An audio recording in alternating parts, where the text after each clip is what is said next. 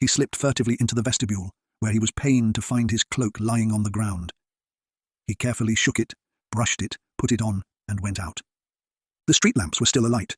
Some of the small alehouses frequented by servants and the lower classes were still open, and some had just been shut, but by the beams of light which shone through the chinks of the doors, it was easy to see that there were still people inside, probably male and female domestics, who were quite indifferent to their employers' interests.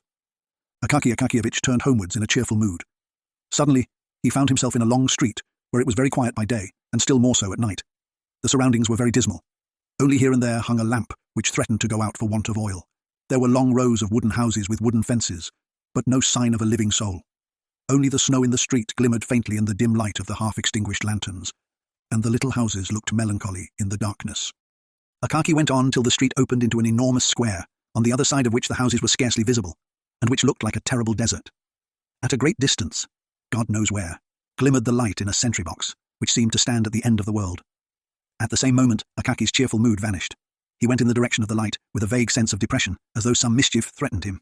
On the way, he kept looking round him with alarm. The huge, melancholy expanse looked to him like a sea. No, he thought to himself, I had better not look at it. And he continued his way with his eyes fixed on the ground. When he raised them again, he suddenly saw just in front of him several men with long moustaches, whose faces he could not distinguish. Everything grew dark before his eyes, and his heart seemed to be constricted. "That is my cloak," shouted one of the men, and seized him by the collar. Akaki tried to call for help. Another man pressed a great bony fist on his mouth and said to him, "Just try to scream again." At the same moment, the unhappy titular councillor felt the cloak snatched away from him, and simultaneously received a kick which stretched him senseless in the snow. A few minutes later, he came to himself and stood up, but there was no longer anyone in sight.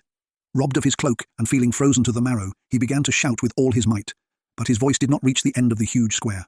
Continuing to shout, he ran with the rage of despair to the sentinel in the sentry box, who, leaning on his halberd, asked him why the deuce he was making such